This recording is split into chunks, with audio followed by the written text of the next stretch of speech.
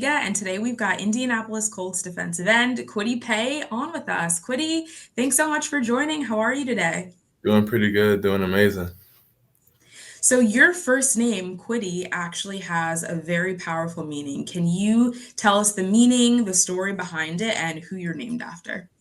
So I'm named after my grandfather on my mom's side, and Kwee. There was a period of time in Liberia where like people would come from the city to the countryside to the villages, and they would take those people into the city to make them people of Kwee. Like we hold people of Kwee in high standard. We reference presidents and leaders as people of Kwee, and the direct translation is because of civilization. So they bring them to the city side, make them civilized in a way, and then send them back to their people so that they can uplift their communities and yeah, just help everybody. I've heard you in the past talk about how you've taken on that responsibility with your name. Can you touch on that a little bit? Yeah, just me wanting to represent Liberia in everywhere I can. Wearing Liberia stuff to the games, and just repping my people as much as I can. Just try to make sure Liberia is in the spotlight, and just make it to where I want to go, so I could go back and help my people.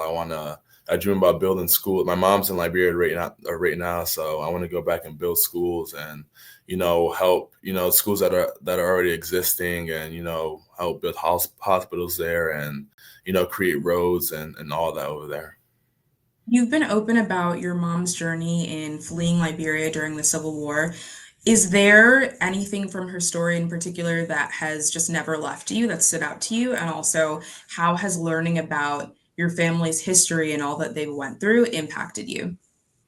Yeah, my favorite African proverb is to the patient man will come all the riches of the world. At the time, my mom, she didn't know that she would be where she is now. She's retired, her son's an NFL millionaire. I'm taking care of her. I'm very proud to take care of her and make sure she has everything that she has. But at the time, during the war, she didn't know that she was even gonna make it out alive. Having two boys during the Civil War, very gruesome Civil War. She watched plenty of her family members get murdered throughout the war and stuff like that. So we're just blessed to be where we are, and I'm so grateful for her. I'm really prideful when I talk about my mom because I think she's the strongest person in the world. I think she's my hero. So anytime anyone talks about Agnes, I always make sure to make sure I put her in the highest light. I love that. Shout out to mom. You've been open about what the environment was like growing up in the south side of Providence, Rhode Island. Was there a specific moment growing up when you realized, like, okay, things have to change? And if so, what was it?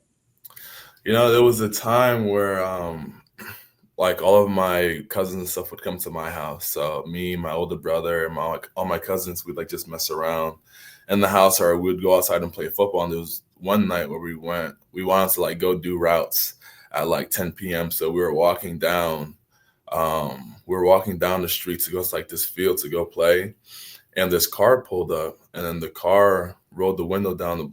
It was a tinted car, and they were like, "Hey, you guys can't be on the street. We're about to start shooting."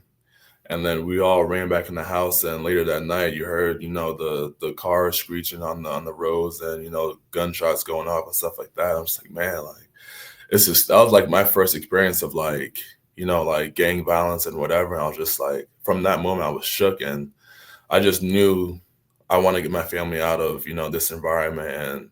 And from there, like a bunch of kids from my city, they would just go to schools in that city, but I knew if I wanted to, end up going to college and doing what I wanted to do, I had to, take a different route. So that's what led me going to the private school that I went to. And, my mom ended up working like three jobs, overtime, sleeping at work to make sure that, she'd be able to cover my tuition, my bus fees, and, just everything, taking care of four boys, five boys all by herself. So.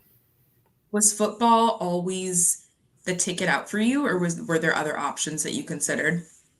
I think football, I was just so like gifted at athletics where I knew that, I could take it somewhere. And, even going to college, I never thought that I was going to go to the NFL because it was so far fetched.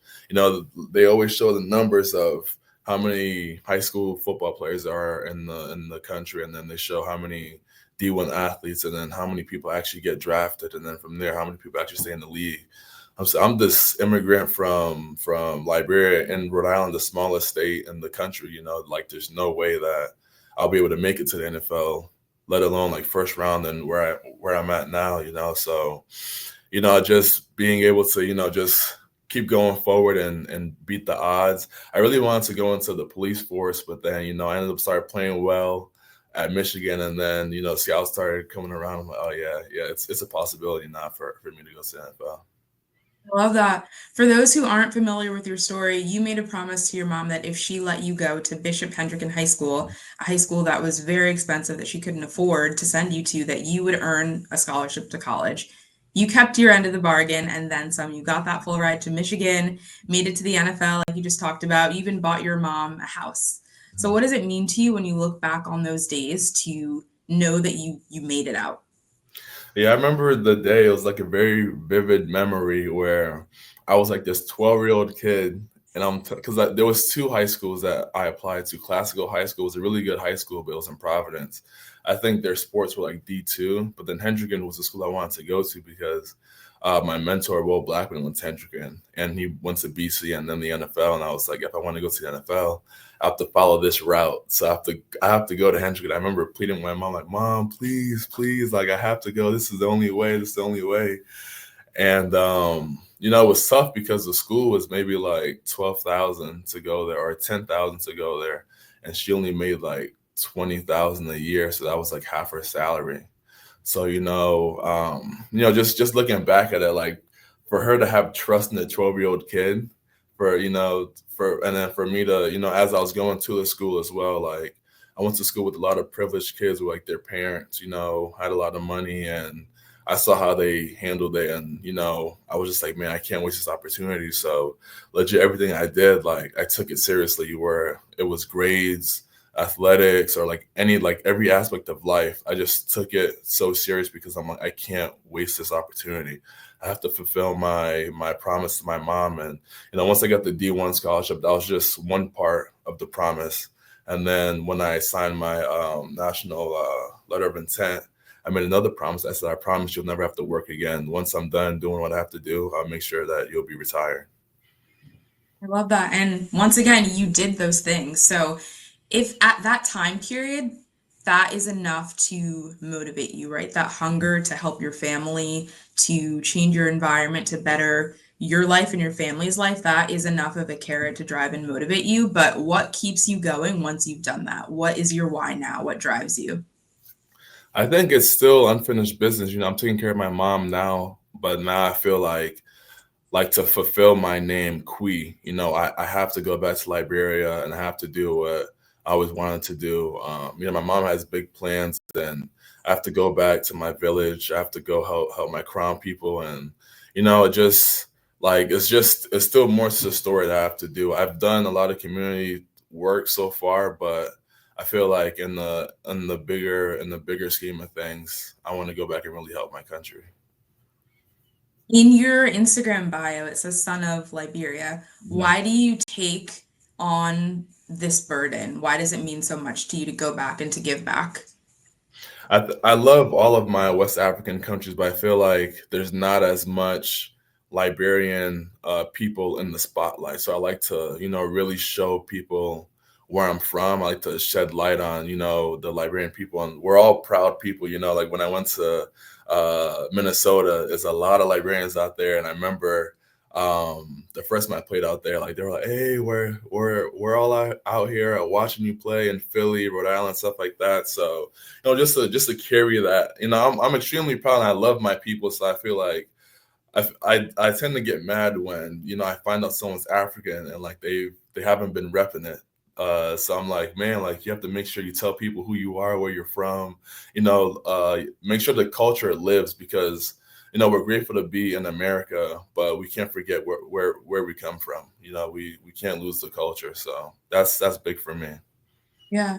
And the NFL is working to make sure the culture lives through NFL Africa. In 2022, you had the opportunity to go to Ghana for the very first NFL Africa camp. Can you talk about that experience and how it impacted you? It was such a heartwarming experience because we went there and it was cool to go there to see the opportunity that we were giving the kids, but then you also got to see like where they're coming from, like the real struggle and just like from my standpoint, like I wanted to make it out, but I was already in like a good situation in Rhode Island. Well, not a great situation, but better than where what situation that they were in. So for them, it was really like do or die. Like they have to create opportunities to and it was amazing that we're able to bring some of them to America, and now some of them are on football teams, and then they set up the NFL Academy in the UK. So it's just amazing what NFL Africa is doing right now. I'm so proud to see that. But yeah, that experience was such a nice experience because we went there, we sat with them, we ate with them, we spoke with them, and we followed them on IG, and like we stood in contact and stuff like that. So it was just amazing. Another opportunity that you had on that trip was to visit the Cape Coast Slave Castle, where you saw the inside of the slave dungeons, you touched the walls, you walked the floors where pain and suffering of human decomposition are forever engraved on the floors. What did that experience mean to you, and how does it affect you with how you use your platform moving forward? Just teary-eyed throughout the whole tour, honestly. Just walking through the dungeons and just, envisioning what our people had to go through. It was extremely sad and at the same time, like extremely grateful to be where we are today and just to acknowledge, the suffering that our people had to go through for us to get here. So any opportunity, we can't really waste it. So yeah. And that was your very first trip back to the continent, right? My first, yeah, to West Africa, and when I was in college, we had went to South Africa, but West Africa, that was my first time there. Have you been back since that trip, since 2022? I haven't been back. I'm planning to go back this off season. Awesome. Yeah. What is something from your Liberian heritage that you are most proud of?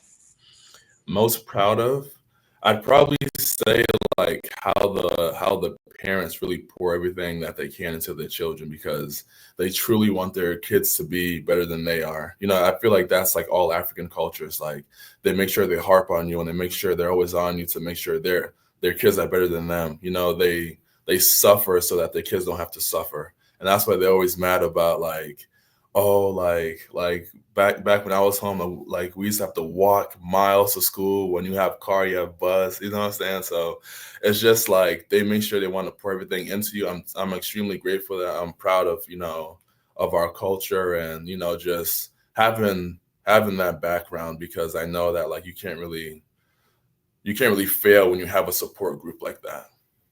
Yeah. When you stop and think about your journey and just the fact that anything could have happened, one small thing could have happened, and your entire life could have been completely different. What does that mean to you?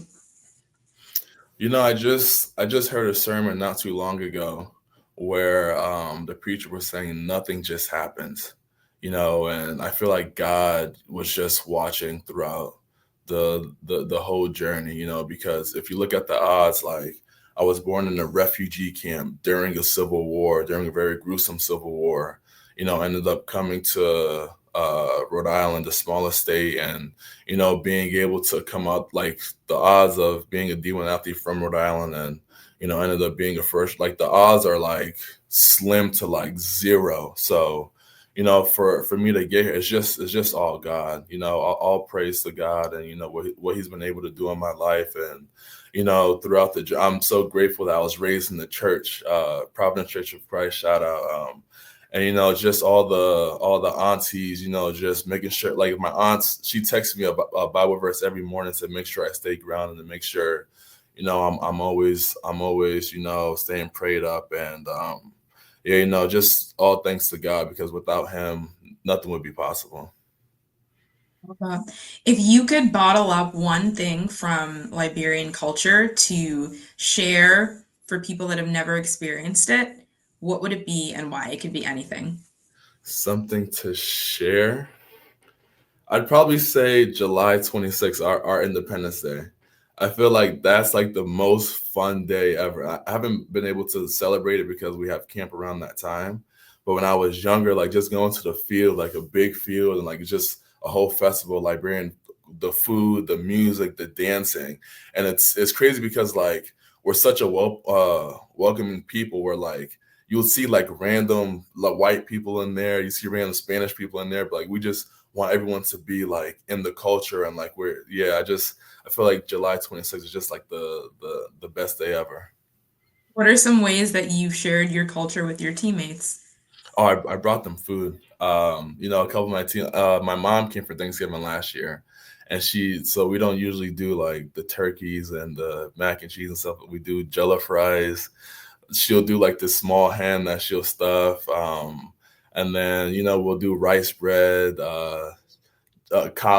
We'll do plantains, like a whole bunch of African food. Or like they were like, man, I just want to try all that stuff. So I made them a bunch of plates and I brought them in. I love that. All right, to wrap up, I've got a little game for us, this or that, but the theme is for the culture. Okay. Afrobeats or Amapiano? I'm gonna say Afrobeats. Name your top three Afrobeats artists of all time. My top three, I love Ashake. I've been playing a lot of Fields lately.